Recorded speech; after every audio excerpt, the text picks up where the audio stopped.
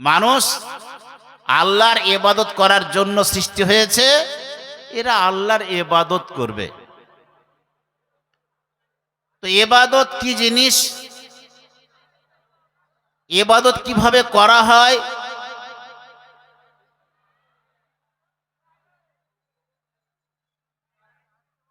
ইবাদত করতে গেলে আপনাকে কি করতে হবে, এগুলা জানার দরকার। না জেনে কোনো কাজ করা ঠিক নয়।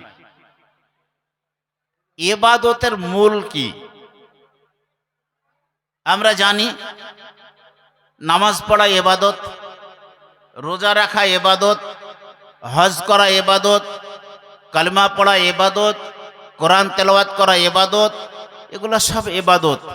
কিন্তু ইবাদতের মূল কি? আল্লাহ সুবহানাহু ওয়া তাআলা মানুষকে সৃষ্টি করেছেন ইবাদত করার জন্য, আর মানব জাতিকে ইবাদত শেখানোর জন্য অগণন নবী দিয়েছেন, যে নবীর পরিসংখ্যান কেউ বলতে পারেনি, পারবেও না। আমরা বিভিন্ন সময় শুনে থাকি 1 লক্ষ 2 লক্ষ, মতান্তরে আরো কিছু বেশি, সব আমাদের আনুমানিক বলা হয়।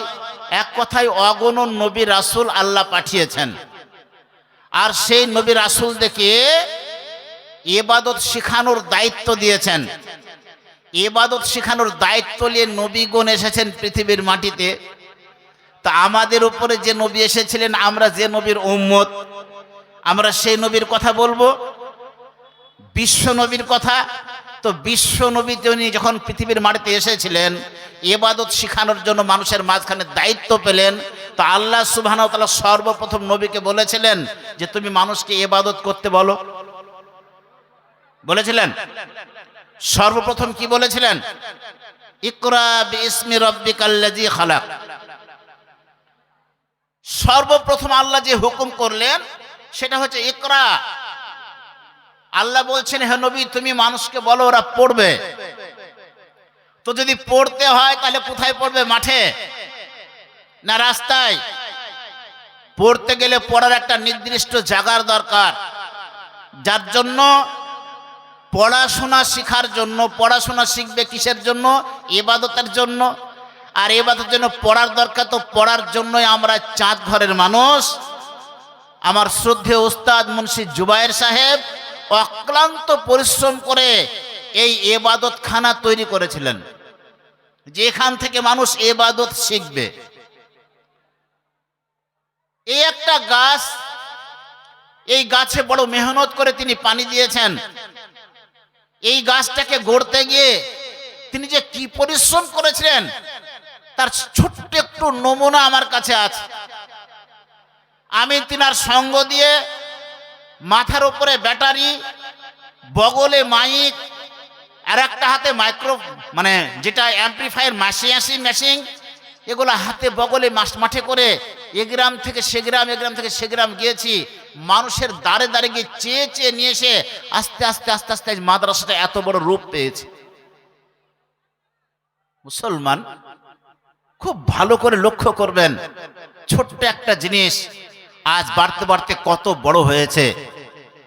যত গাছ বড় হয়, গাছের ডালপালা যত বেশি হয়, তত ফল বেশি পাওয়া যায়। এক সময় ছিল মাদ্রাসা এখানে, রাস্তার ওই পারে যে বর্তমান নতুন বিল্ডিং হয়েছে ওটা পুরাতন বিল্ডিং ওখানে ছিল। সেখানে আমরা যখন পড়াশোনা করেছি তখন শোয়ার জায়গা পাইনি, এত ছাত্র বেশি ছিল, ঘর ছিল কম। আমি যখন এসেছি তখন মাত্র 5 কামরা ঘর ছিল, নিচে 3টার উপরে 2টো, ছোট ছোট ঘর। তাও আলহামদুলিল্লাহ আজ আল্লাহ সুবহানাহু ওয়া তাআলা আমার শ্রদ্ধেয় উস্তাদের যে ইচ্ছা সেটা আল্লাহ কবুল করেছিলেন, যার জন্য আস্তে আস্তে মাদ্রাসাটা এত বড় হয়েছে। এটা একটা প্রতিষ্ঠান যেখানে ইবাদত শিখতে পারা যায়। মুসলমান, আল্লাহ সুবহানাহু ওয়া তাআলার রাসূল বলেছেন তুমি ইবাদত শিখবে, শিখে ইবাদত করবে।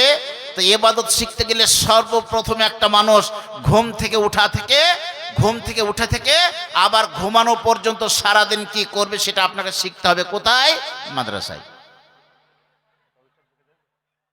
তো মাদ্রাসা শিক্ষা প্রতিষ্ঠান, এখানে মাদ্রাসাতে পড়াশোনা হয়, আর সেই পড়াশোনাটা কেমন হয়, কি শেখা হয়, তার একটা চূড়ান্ত ফল পাওয়ার জন্য আজকের দিনে বাৎসরিক অনুষ্ঠান, জালসা। একটু আগে দেখলেন একটা ছেলে, এই মাদ্রাসার ছাত্র, উনি বক্তব্য রাখলেন, এমন একটা ভাষায় বক্তব্য রাখলেন যে বক্তব্যটা মানুষ এখানে বসে আছে আমরা শুনেছি কিন্তু বুঝতে পারিনি। কি গো, উনি আরবিতে বক্তব্য রাখলেন। আরবের একটা ভাষা যেখানে মাদ্রাসায় শেখানো হয়, তাহলে এখানে শেখানো হচ্ছে, এরা শিখছে, যার জন্য একটা ছেলে অনর্গল বসে গড়গড় করে আরবি ভাষায় আপনাদের সামনে কথা বলে গেল, আরবি ভাষায় আপনার সামনে লেকচার দিয়ে গেল। আমরা বুঝতে পারলাম না, ঠিক আছে, যারা আরবি জানে তারা বুঝতে পেরেছে, কিন্তু এটা আপনারা বুঝতে পেরেছেন যে না, আমাদের মাদ্রাসায় পড়াশোনা হয়, আমরা বছরে 5 বার দান করি মাদ্রাসায়, এ দান আমাদের বিফলে যায় না। শুধু শ্রোতামণ্ডলী, আল্লাহ সুবহানাহু ওয়া তাআলার রাসূল বলছেন যে শিক্ষা আপনাকে অর্জন করতে হবে। ঘুম থেকে ওঠার পর আপনি ঘুমানো পর্যন্ত কি করবেন, কি বলবেন, কোন দোয়াটা কখন পড়বেন, এটা আপনাকে শিখতেই হবে। যদি আপনি শিখতে পারেন তাহলে ইবাদত শিখতে পারলেন, আর না শিখে যদি আপনি ইবাদত করতে যান তাহলে আপনার ইবাদত করা আর না করা সমান। শক্তি সিন্ধুর মাঝে রহিয়া হায়, শক্তি পেল না যে, শক্তি সিন্ধু মাঝে রহিয়া হায়, শক্তি পেল না যে, মরিবার বহু পূর্বে জানিও মরিয়া গিয়াছে সে। এই যে আমাদের মাদ্রাসা, এত সুন্দর জায়গা, এত সুন্দর প্রতিষ্ঠান থাকার পরেও যদি আমরা শিখতে না পারি, আমাদের যে হতভাগা আর একটা নাই। মুসলমান দেখবেন, লক্ষ্য করে আমরা কত শিখেছি, আমরা চাঁদ ঘরের মানুষ কতটা শিখেছি, এটা আপনি ভালো করে লক্ষ্য করলেই বুঝতে পারবেন। আজ থেকে 20-30 বছর আগে একটা যন্ত্র আমাদের এলাকায় ছিল, এখন নাই মনে হয়। আর কোনো কোনো বাড়িতে যদি একটা থাকে, মরে কঙ্কালটা আছে আর বেঁচে নাই। যন্ত্রটার নাম হারকেল, চেনেন আপনারা? দেখেছেন হারকেল? এখনকার ছেলেরা চেনে না, দেখেনি। হারকেল দামি একটা যন্ত্র, তখন গোটা এলাকায় ইলেকট্রিক ছিল না, কারেন্ট ছিল না। এই মাদ্রাসায় আমি যখন পড়তে এসেছি তখনও কারেন্ট ছিল না, হারকেল জেলে পড়েছি আমরা। তো হারকেলের একটা সব থেকে বড় বৈশিষ্ট্য আছে, আপনি হারকেল ঘরে জ্বালিয়ে দেন, গোটা ঘর আলো হয়ে যাবে, গোটা ঘরে কোথায় গেছে আপনি দেখতে পাবেন। কিন্তু দুর্ভাগ্য, হারকেলের তলাতে কোনো দিন আলো যায় না। যায় নাকি? কোনো দিন যায় না। আমাদের চাঁদ ঘরের অবস্থা ঠিক তাই হয়েছে। চাঁদ ঘর মাদ্রাসা থেকে, এখান থেকে জ্ঞান অর্জন করে বিভিন্ন এলাকার ছেলেরা তারা বিভিন্ন এলাকায় চলে যাচ্ছে, আর আমাদের চাঁদ ঘরের ছেলেরা ঘুম থেকে ওঠে, ও বুখারী শরীফের হাদিসটা নাকি, যে ঘুম থেকে ওঠার সময় দোয়া পড়লো, আ করে হাই তুললো, মুখে হাতও দিল না, এ মনে হয় বুখারী শরীফের ভালো হাদিস এটা পেয়েছে, ও এটা দোয়া ঘুম থেকে উঠার। বিশ্ব নবী বলেছেন, হুঁশিয়ার, ইবাদত তোমাকে শিখতে হবে। তুমি ঘুম থেকে জেগে উঠবে, এটা সব থেকে বড় ইবাদত। ঘুম এমন একটা জিনিস, যখন তুমি ঘুমিয়ে যাবে, তোমার আত্মা খাঁচা থেকে বেরিয়ে চলে যায়। আল্লাহ ইচ্ছা করলে আত্মা দিতেও পারে, ইচ্ছা না করলে না দিতেও পারে। যদি আল্লাহ আত্মা না ফিরিয়ে দেয়, তুমি মৃত্যু ঘোষণা হবে। সকালবেলায় তোমাকে মাইকে ঘোষণা করবে, অমুক লোকটা মারা গেছে, ঘুম থেকে আর জেগে ওঠেনি। চোখের নিমিষে সঙ্গে সঙ্গে তুমি লাশে পরিণত হবে। কবি বলেছেন, চোখের নিমিষে তুমি হতে পারো লাশ, বন্ধ হবে চিরতরে তোমারই নিঃশ্বাস, হবে এলান তোমারই নাম মসজিদের মাইকে, বাড়িওয়ালা নাই রে, বাড়ি নাই রে দুনিয়াতে। আল্লাহ যদি নিঃশ্বাসটা ফিরিয়ে না দেয়, তুমি লাশে পরিণত হবে মুসলমান। আর যদি একবার লাশ হয়ে যাও, সর্বপ্রথম তোমার মূল্যবান সম্পদ হারাবে তোমার নাম। এসে কেউ বলবে না কই জহির কোথায় শুয়ে আছে দেখি, বলবে না, আসবে ছুটে এসে বলবে লাশটা কোথায় আছে, নামটা বলে আর কেউ ডাকবে না। মুসলমান, আল্লাহ সুবহানাহু ওয়া তাআলা রাসূল বলেছেন, তুমি ঘুম থেকে যখন উঠবে, তখন ঘুম থেকে ওঠার দোয়া পড়বে, আলহামদুলিল্লাহিল্লাযী আহইয়ানা বা'দা মা আমাতানা ওয়া ইলাইহিন নুশুর। এটা হচ্ছে ঘুম থেকে জেগে আপনার জীবনের প্রথম ইবাদত। জীবনের প্রথম ইবাদত, ঘুম থেকে উঠলেন তো ইবাদত করলেন আলহামদুলিল্লাহিল্লাযী আহিয়ানা বা'দা মা আমাতানা ওয়া ইলাইহিন নুশুর। যদি দোয়া পড়েন তাহলে আপনি আবেদ, ইবাদত করলেন। আর যদি দোয়া না পড়েন তাহলে আপনি কে? আপনার নাম কি? আপনার অস্তিত্ব কোথায়? আপনার বাড়ির গরুটাও ঘুমায়, আপনার বাড়ির ছাগল গলাও ঘুমায়, হাঁস মুরগি যারা আছে তারাও ঘুমায়, ওদেরও ঘুম ভাঙে, ঘুম থেকে জেগে ওঠে। ওরা ঠিক যেভাবে ওঠে আপনি সেইভাবে উঠলেন। আপনার আর ওর মধ্যে কোনো পার্থক্য থাকলো না, কোনো পার্থক্য নাই। ঘুম থেকে উঠেছেন, ওযু করেছেন, পায়খানা বাথরুম করেছেন, ওযু করার পর মসজিদে নামাজ পড়তে যাবেন, ফজরের নামাজ। বাড়ির বাইরে বাহির হবেন, গেটের বাইরে ডান পাটা দিয়ে বললেন বিসমিল্লাহি তাওয়াক্কালতু আলাল্লাহ লা হাওলা ওয়ালা কুওয়াতা ইল্লা বিল্লাহ। দোয়া পড়ে আপনি বাড়ি থেকে বাইর হলেন, মসজিদের ভিতরে যাবেন। মসজিদে গিয়ে গেটের বাইরে ভিতরে ডান পাটা দিয়ে বলবেন আল্লাহুম্মা আফতাহলি আবওয়াবা রাহমাতিকা। এর নাম হচ্ছে ইবাদত। ইবাদতের মূল হচ্ছে শিক্ষা। শিক্ষা যদি না থাকে আপনার ইবাদতের কোনো দাম নাই, আপনার ইবাদত কোনো কাজে আসবে না, আপনার ইবাদত বাতিল হয়ে যাবে, ফাসিক হয়ে যাবে। কিভাবে হবে আপনি বুঝতে পারবেন না, একটা উদাহরণ দিলে বুঝতে পারবেন। বিশ্বনবী বলেছেন তুমি শিক্ষা অর্জন করো, জ্ঞান অর্জন করো, জ্ঞান ছাড়া ইবাদত হতে পারে না। আল্লাহ সুবহানাহু ওয়া তাআলা বলেছেন কুল হাল ইয়াস্তাবিল্লাযিনা ইয়ালামুনা ওয়াল্লাযিনা লা ইয়ালামুন। তুমি বলো শিক্ষিত আর অশিক্ষিত কি সমান? কখনোই সমান নয়, কখনোই সমান নয়। প্রতিটা মানুষকে শিক্ষা অর্জন করতে হবে। বিশ্বনবীর বিশুদ্ধ হাদিস, নবীজি বলেছেন ওয়ান আনাস রাদিয়াল্লাহু তাআলা আনহু قال قال رسول الله صلى الله عليه وسلم طالب العلم فريضة على كل مسلمين ওয়া ফি রাওয়ায়াতে মুসলিমা। বিশ্বনবী বলেছেন প্রত্যেকটা মুসলমান নর এবং নারীকে শিক্ষা অর্জন করতেই হবে, এটা ফরজ। কোরআন আপনাকে শিখতেই হবে, এটা ফরজ। আমাদেরকে জিজ্ঞেস যদি করা হয় তোমরা কোন জাত, বলে আমরা আদমের জাত। আমরা বলি আদমের সন্তান। আল্লাহু আকবার। বাপ আদমের সন্তান যদি আমরা হই তাহলে হযরত আদম কেমন করে সন্তানকে শিক্ষা দিতেন, বাপ আদম কেমন করে জালসা করতেন, তার শ্রোতা কারা হতো। একটা কথা বলি শোনেন, হযরত আদম আলাইহিস সালাতু তাসলিম পৃথিবীর প্রথম মানুষ, তাই না? ওনার ইজ্জত কি আমার থেকে কম না বেশি? আপনার চেয়ে আদমের ইজ্জত কম না বেশি? অনেক ঊর্ধ্বে। আল্লাহ সুবহানাহু ওয়া তাআলা তাকে নিজ হাতে তৈরি করেছিলেন, নিজ হাতে তৈরি করে জায়গা দিয়েছেন জান্নাতের ভিতরে। জান্নাতের বাসিন্দা বাপ আদম। আল্লাহ সুবহানাহু ওয়া তাআলার নবী আদম তিনি এক সময় 120 জোড়া সন্তানকে সামনে বসিয়ে দিয়েছেন। কত জোড়া? 120 জোড়া সন্তান। তখন সেই সময় প্রতি জোড়াতে দুটো করে সন্তান হতো, একটা ছেলে একটা মেয়ে। আদম নবীর জামানায় শরীয়তের বিধান ছিল এক জোড়ার ছেলের সঙ্গে আর এক জোড়ার মেয়ের বিয়ে হবে, জোড়া ভেঙে বিয়ে দেওয়া হতো। 120 জোড়া সন্তান সামনে বসিয়েছেন বাপ আদম, তাদের মাঝখানে নসিহত করছেন। নসিহত করতে গিয়ে বিষয় কি? হযরত মুহাম্মদ সাল্লাল্লাহু আলাইহি ওয়াসাল্লাম। আল্লাহু আকবার। হযরত আদম বক্তব্য রাখছেন, ছেলে থেকে বলছেন মুহাম্মদের মডেল কেমন হবে, মুহাম্মদ লোকটা কে হবে, তার উম্মত কেমন হবে, তার মর্যাদা কত, তার ইজ্জত কত, তার উম্মতের মর্যাদা কত। এই বিষয় নিয়ে বলতে বলতে বলতে বলতে অনেক সময় পার করে দিয়েছেন। এমন সময় একটি সন্তান, তার নাম ছিল হযরতে শীশ আলাইহিস সালাতু তাসলিম। তিনি বলছেন আব্বাজান আপনি আমাদের মাঝখানে ওয়াজ করতে গিয়ে এই যে আমরা এতটা সন্তান সন্ততি আপনার সামনে বসে আছি, আর আপনি মুহাম্মদ সম্পর্কে এতক্ষণ বললেন, আমাদের জন্য কোনো ওসিয়ত করলেন না, আপনার ব্যাপারে কিছু বললেন না, শুধু মুহাম্মদের কথাই বলে গেলেন। সে লোকটা কে? আপনি যে একজন নবী, আপনি একজন আমাদের মাঝখানে আমাদের আদি পিতা, তা আপনার কি কোনো মূল্য নাই?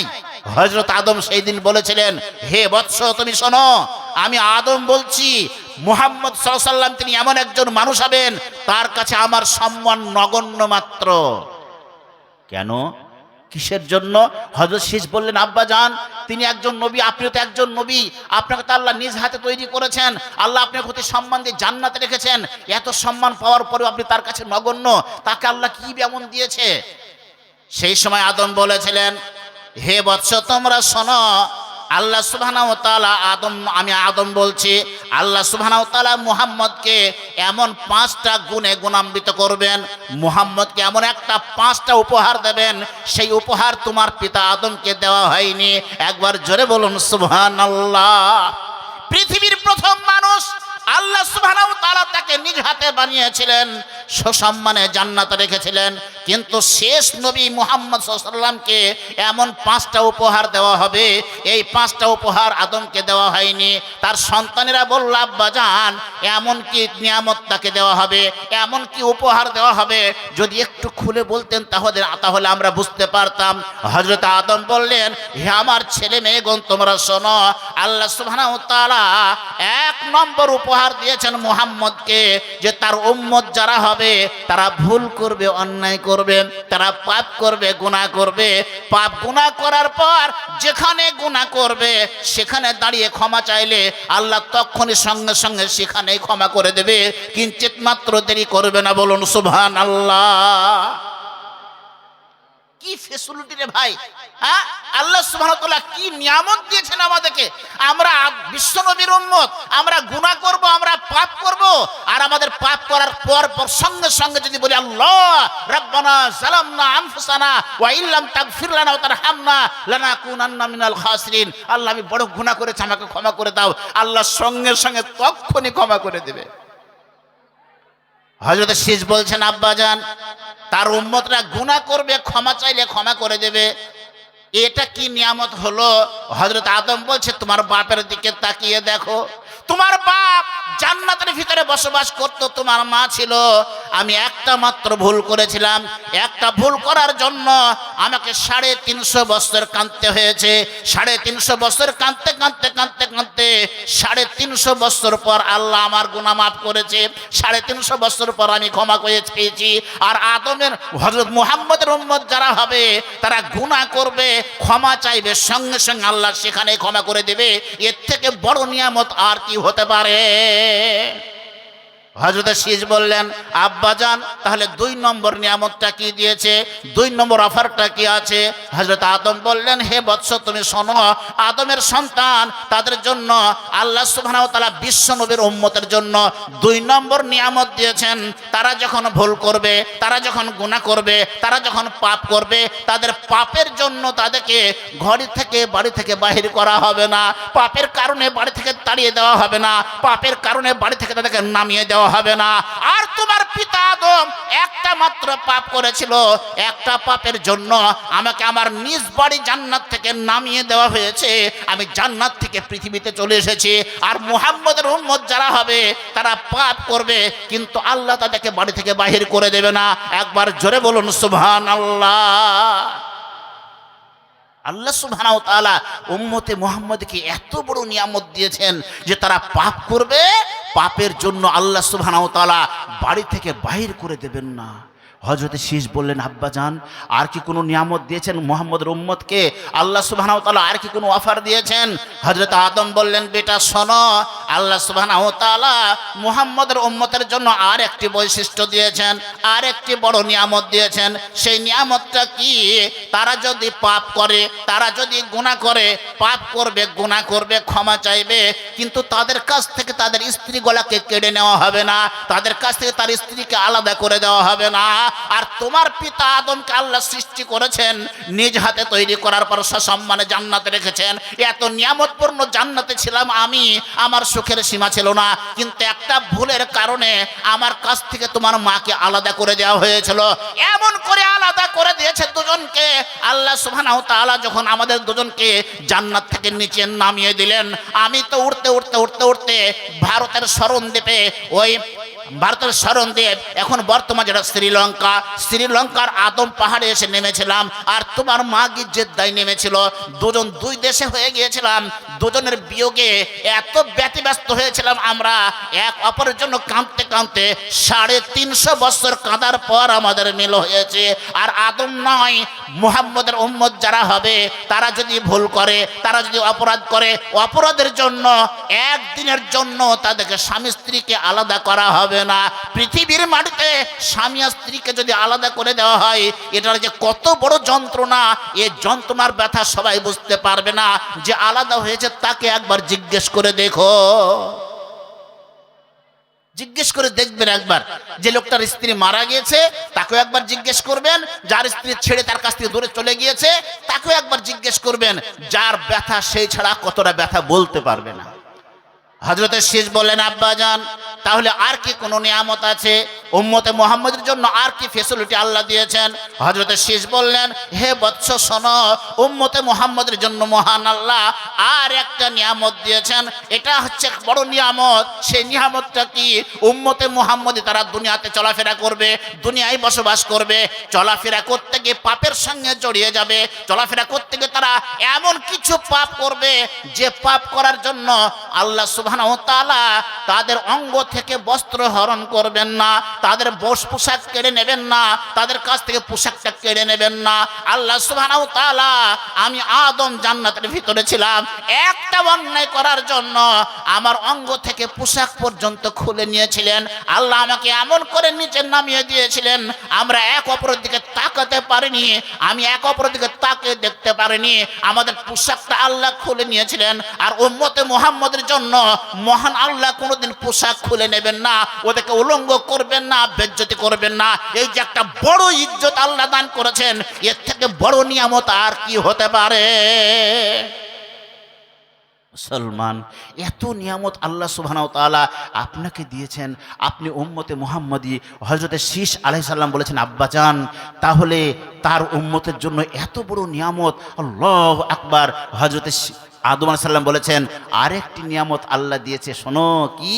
তা আমি আদম, আল্লাহ সুবহানাহু ওয়া তাআলা আমাকে খুব ইজ্জত দিয়েছেন, সম্মান দিয়েছেন। আমি পৃথিবীর প্রথম মানুষ। আল্লাহ সুবহানাহু ওয়া তাআলা আমার যে ইজ্জত দিয়েছেন, বড় ইজ্জত। কিন্তু উম্মতে মুহাম্মদী যারা হবে তাদেরকে আল্লাহ সুবহানাহু ওয়া তাআলা একটা বড় নিয়ামত দিয়েছেন। কি নিয়ামত?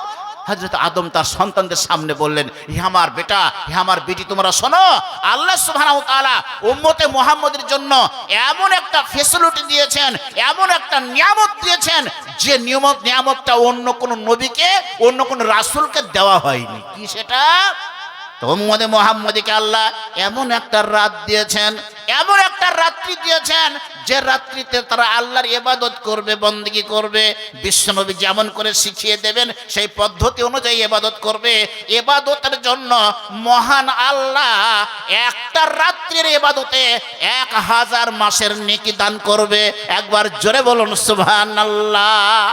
আদম আলাইহিস সালাম বলছেন, আমি 1000 বছর বেঁচে ছিলাম, 1000 বছর আমি যত নেকি সঞ্চয় করেছি, উম্মতে মুহাম্মদী তারা একটি রাত্রিতে 1000 মাসের নেকি পেয়ে যাবে। একটা বড় নিয়ামত আল্লাহ উম্মতে মুহাম্মদীকে দিয়েছেন, যে নিয়ামত তোমার আব্বাকে দেওয়া হয়নি। হযরত শীষ বললেন, আব্বা সত্যিকার তিনি একজন বিশিষ্ট নবী হবেন। ভাইরে আমার, বাপজিরে আমার, মা আমার, বোন আমার, আজ আমরা সেই নবীর উম্মত, যে নবীকে আল্লাহ এতটা মর্যাদা দিয়েছেন, যার জন্য আল্লাহ সুবহানাহু ওয়া তাআলা আপনার জন্য এত অফার দিয়েছেন। আর সেই সুযোগগুলো যদি আপনি গ্রহণ করতে না পারেন, তাহলে আপনার চেয়ে হতভাগা আর একটা খুঁজে পাওয়া যাবে না। আর পরে পুষতে আপনার কোনো লাভ হবে না। পরে পুষতে কিছু লাভ হবে? পরে পুষতে লাভ হবে না। আল্লাহু আকবার। আল্লাহ সুবহানাহু ওয়া তাআলা বলেছেন, তোমার পিতা আদম তিনি কোথায় ছিলেন, তার বসত বাড়ি কোথায় ছিল, তার বসত বাড়ি যেখানে ছিল সেখানে তোমাকে আবার ফিরে যেতে হবে। ভাই আমার, দেখছেন তো বর্তমানের পরিস্থিতি?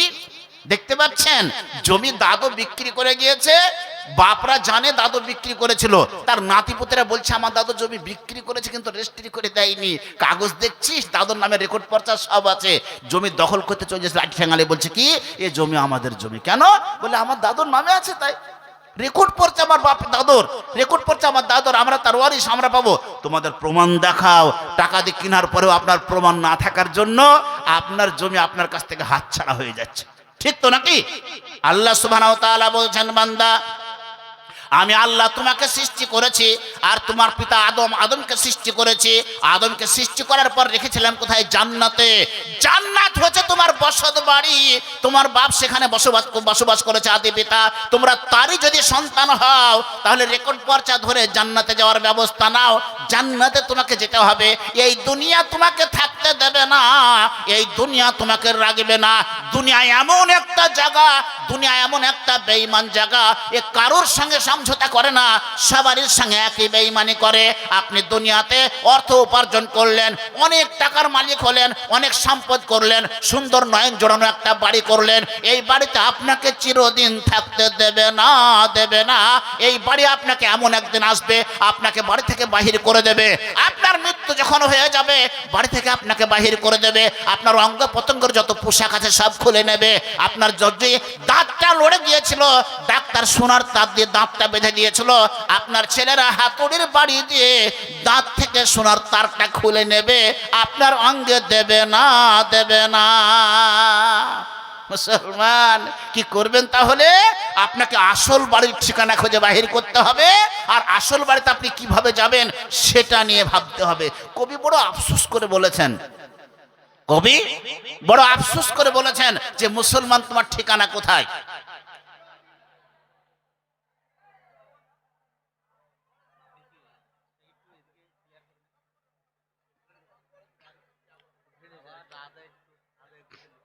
তো কবি বলছেন কি, সে পারে তোর বসত বাড়ি রে, এ পারে তোর বাসা, ভবদরিয়া পাড়ি দিতে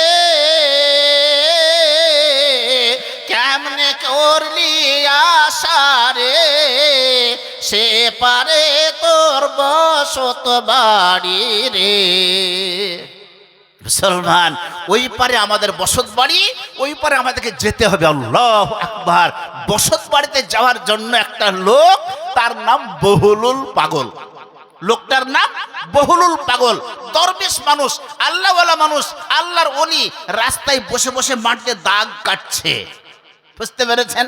মাটিতে দাগ কাটছে যখন, তো বাদশাহ হারুন আর রশিদ তার লোকজন গিয়ে বলছে, বহুলুল কি করছে এখানে বসে? তো বলছে, কার কোনটা জান্নাত আমি ঠিক করছি। কার কোনটা জান্নাত মানে? বলে, হ্যাঁ, যার যেটা জান্নাত তাকে ভাগ করে দেব, ওই জন্য ঠিক করছি। এই খবরটা রানীমার কাছ পর্যন্ত পৌঁছে গেল। রাজরানী জুবাইদা শুনতে পেলেন যে বহুলুল পাগল কার কোনটা জান্নাত ঠিক করছে। রানীমা বললেন, এক কাজ করো না, বহুলুলকে ডাকো, আমি একটা জান্নাত কিনতে চাই। আল্লাহু আকবার। বহুলুল পাগল ছুটতে ছুটতে চলে গেল রানীমার কাছে। বলছে, রানীমা আপনি জান্নাত কিনবেন? বলে, হ্যাঁ, আমার খুব ইচ্ছা একটা জান্নাত কিনবো, তো দাও না একটা জান্নাত। বহুলুল পাগল বলল, রানীমা জান্নাত একটা দিতে পারে, কিন্তু 1 লক্ষ টাকা লাগবে। আল্লাহু আকবার। রাজরানী জুবাইদা বললেন, দেখুন আমার কাছে 1 লক্ষ টাকা বর্তমান নাই, কিন্তু জান্নাত কেনার খুব শখ আমার। এই জন্যই যে জান্নাত আমার বসত বাড়ি, আমাকে তো সেখানেই গিয়ে বসবাস করতে হবে, এটা আমার অস্থির জায়গা। অতএব বহুলুল একটা জান্নাতের আমাকে ব্যবস্থা করে দাও। বহুলুল বলল, রানীমা 1 লক্ষ টাকা দিলে জান্নাত দেব, অন্যথায় জান্নাত পাওয়া যাবে না। রাজরানী জুবাইদা লক্ষ্য করে দেখলেন বহুলুল একটা ইমানদার মানুষ, দরবেশ মানুষ। লক্ষাধিক টাকা আমার কাছে এখন নাই। গলায় ছিল একটা গজমতির হার, চুনি পান্না দিয়ে তৈরি করা, কত সুন্দর হারটা স্বামী বানিয়ে দিয়েছিল।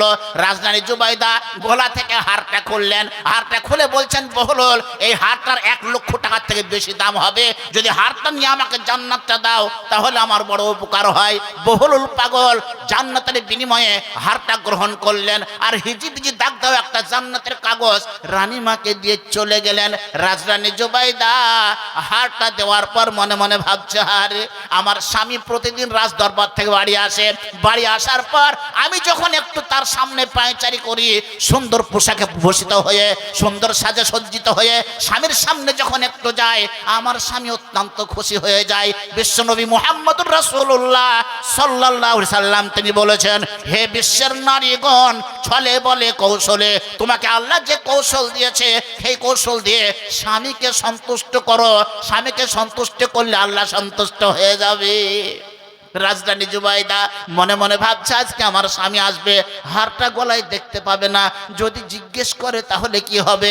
মনের ভিতরে একটু ভয়ের দানা বেঁধেছে। বাদশাহ হারুন রশিদ দরবারে ফিরে আসলেন। ফিরে আসার পর কর্পূরের গন্ধে বাড়িটা মৌ মৌ করছে বাসে, আর রাজরানী জুবাইদা যেন পায়চারি করছে তার ঘরের বারান্দায়। বাদশাহ হারুন রশিদ বলতেন, আমার বিশ্ব সুন্দরী বিবি যখন বারান্দায় পায়চারি করে, আমার মনে হয় যেন জান্নাতের বারান্দায় একটা হুর ঘোরাফেরা করছে। কিন্তু হঠাৎ করে লক্ষ্য করে দেখলেন তার হুরের গলাতে গজমতির হারটা নাই, হারটা গলায় নাই। বাদশাহ হারুন রশিদ বলছে, এই তোমার হারটা কোথায় গেল? রানী জুবাইদা বলছেন, আপনি কিছু বলবেন না আমাকে? আমি আমার এই হারটা দিয়ে জান্নাত কিনেছি। তাই নাকি? কই তোমার জান্নাত? কোথায় কিনেছো? বলে বহুলুল পাগলের কাছে। বলে আশ্চর্য কথা, দেখি জান্নাতটা। ওই হিজিবিজি দাগ দেয়া কাগজটা নিয়ে সে বাদশার সামনে পেশ করলো। বাদশাহ হারুন রশিদ সঙ্গে সঙ্গে মিজাজটা পাল্টে ফেললেন, বললেন, বোকা কোথাকার, আমি মনে ভেবেছিলাম তুমি একটা বুদ্ধিমান, তুমি একটা জ্ঞানী, কিন্তু তোমার মতো পাগলি আর একটা আমার দেশ খুঁজে পাওয়া যাবে না। বহুলুল পাগলের কাছে 1 লক্ষ টাকার হার দিয়ে কেউ জান্নাত কিনে? রানী জুবাইদা দেখলেন বিশ্বনবী বলেছেন স্বামীর সঙ্গে বাগবিতণ্ডায় জড়াবে না, স্বামীর সঙ্গে তর্ক করবে না, স্বামীর সঙ্গে উচ্চ ভাষায় কথা বলবে না। স্বামী রেগে গেছে, রানী জুবাইদা চুপ হয়ে গেলেন, চুপ করে বিছানায় বসে পড়লেন, কোনো কথা বললেন না। বাদশাহ হারুন রশিদ বিবির সঙ্গে কয়েকটা কথা বলে নিজের বাসায় চলে গেলেন, বিবির সঙ্গেও কথা বললেন না। খাওয়া দাওয়া বন্ধ হয়ে গেল, দুজনের মন বড় খারাপ, দুজনে আপন আপন বেডে শুয়ে গিয়েছে, আর কারোর সঙ্গে কারোর সাক্ষাৎ হয়নি। আল্লাহ সুবহানাহু ওয়া তাআলা বলছেন, মানুষ যখন ঘুমিয়ে যায় তখন আত্মা তার অন্য জগতে চলে যায়, আত্মাটা অন্য জগতে চলে যায়। বাদশাহ হারুন রশিদ ঘুমিয়ে গেছেন, কিন্তু স্বপ্ন যোগে দেখছেন আল্লাহু আকবার, হঠাৎ করে মাইকে ঘোষণা করছে যে রানী জুবাইদা ইন্তেকাল করেছে। সুবহানাল্লাহ। বিবি মরা খবর যখন শুনতে পেয়েছে আর কি রাগ থাকবে? আল্লাহ, লাফে ওঠার পর দেখছে কি মুশকিল, বিবি মারা গেছে, সারা দেশের মানুষ জমা হয়ে গেছে, সবার চোখে কান্না, সবাই হা হুতাশ করছে। কি সুন্দর নারী ছিল, কি সুন্দর ব্যবহার তার, কি মিষ্টি ব্যবহার, ভালো মানুষ, আজ চলে গেল আমাদেরকে ছেড়ে। রাজধানী জুবাইদা মারা গেছে, তার কবর কাটা হয়েছে, তাকে গোসল দেওয়া হয়েছে। বাদশাহ হারুন রশিদ বলছে, আমাকে দাও, আমি নিজ হাতে আমার বিবিকে শুয়ে দেবো কবরে। আহারে, বাদশাহ হারুন রশিদ বিবিকে কবরে শুয়ে দিয়েছে।